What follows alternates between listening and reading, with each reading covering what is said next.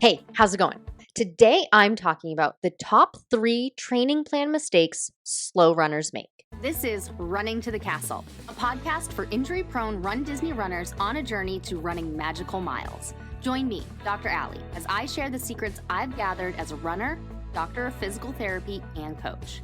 You'll learn the exact ways I get my clients to the castle strong without feeling broken or held together with KT tape as they cross the finish line. These aren't the only mistakes, but they're the biggest ones I see from runners who come to me tired, hurting, and doubting themselves. And all 3 of these mistakes have one thing in common. They're doing too much. It's not about doing more. If you're slow, back of the pack, injury prone, not really a runner kind of runner, you've probably felt like you have to work harder just to keep up. More miles, more strength workouts, faster paces. Because deep down, you're thinking, if I'm slower, it must mean I'm out of shape. And if I'm out of shape, I need to do more to fix it. But here's the truth. You're not weak. You're not lazy. You're overloading your body. And doing more isn't getting you closer to the finish line. It's pushing you deeper into exhaustion. First mistake, running too many miles. I see it all the time. You're following a plan that wasn't written for you. You're spending more time on your feet than the plan had accounted for. And instead of building endurance, it's wearing you down. Your body's not recovering between runs because it was never given the recovery window it needed.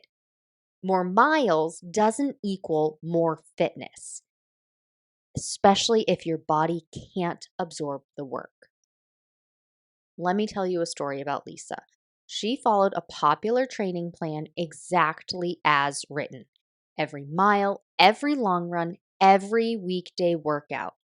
But by the time race weekend rolled around, she told me, I felt worn down before I even got to the starting line. I wasn't excited. I was scared something would hurt because training had already taken so much out of me. When we worked together, we pulled back her mileage. We focused on what her body needed each week. We trained for durability, not distance. The result? Next time she ran a race, she showed up to race day with energy to spare, no lingering pain, and confidence she hadn't felt before.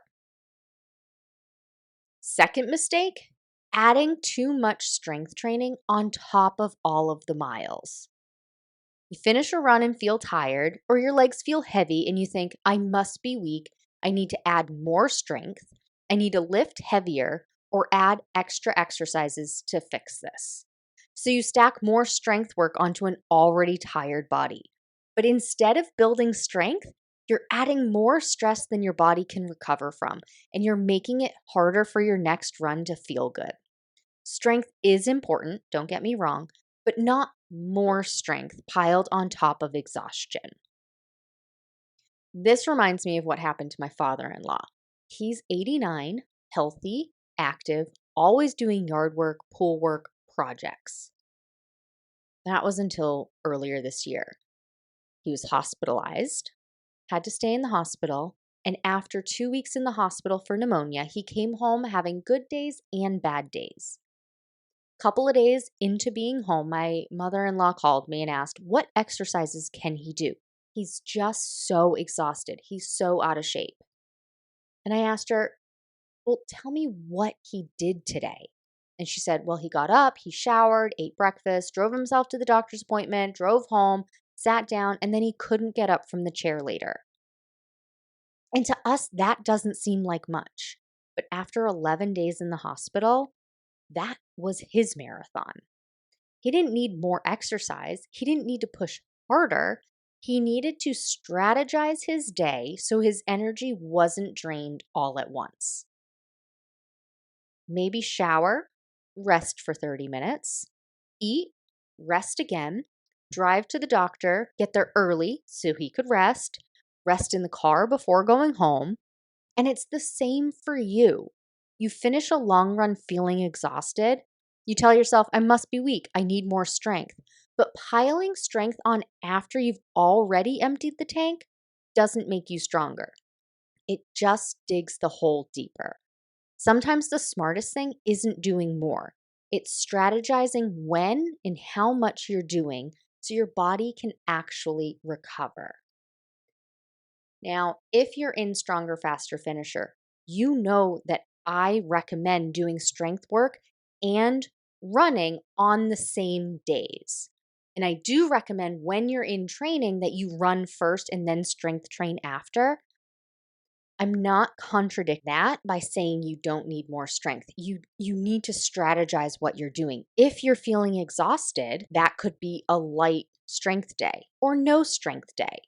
And on the other days where you're still feeling pretty good, of course, you're a little tired from whatever workout it is that I've just given you and you may be cursing me for. But, if it's a 30, 20, 10, and then you go and do some strength work, yes, maybe you're tired a little bit from that speed workout, but you're not overly exhausted. So there is a difference. And then the third mistake, running your run too fast. And I get it. You feel like you're behind. You want to prove you can hit the pace. So you push harder on easy days. You test race pace every week. But really, you're not building endurance. You're just adding more stress. You're skipping the aerobic base your body needs. Pushing pace doesn't build durability. It wears you down faster. So what's the fix? It's not do more. It's tailor what you're doing to what your body needs when it needs it. The right mileage, the right strength at the right time, the right pacing that builds instead of breaking you down. That's how you cross the finish line strong. Here's a tip for you. If you're feeling really wiped out after your long runs, try this next time. Still do your strength workout, but switch to body weight exercises or light weights. Focus on form, control, and activation, not how much you're loading. Afterward, add a hot Epsom salt bath, foam rolling, help your body recover. Olaf likes warm baths. Olaf likes warm hugs. Dr. Allie likes warm baths. See, you're still building strength, but in a way your tired body can actually absorb. This is exactly what I build inside Stronger, Faster, Finisher, a plan tailored to your recovery, your energy, your pace, your everything. Not doing more, doing what actually works for you. I'll show you how to adjust your plan, recover smarter, and train in a way that builds strength without wearing you down. You're not failing because the plan feels too hard. The plan's failing you because it wasn't written for you. Let's fix that. If you're interested in working with me in Stronger, Faster, Finisher, it opens soon. Registration begins June 26th so that we can start right when Dopey training starts. If you want to be notified as soon as registration opens, go ahead and DM me on Instagram, runDisney DPT. If you're feeling nervous about whether you can actually cross the finish line at Dopey, if you've been training hard but still wondering, will I really make it? I want you to know there's a better way. Stronger, Faster, Finisher is built for runners just like you. The slow, injury-prone, not really a runner, runners who aren't chasing a podium. You're chasing a personal record in fun. You want those castle photos, those character stops, that pineapple cider at the finish line without feeling broken, defeated, or like you barely survived.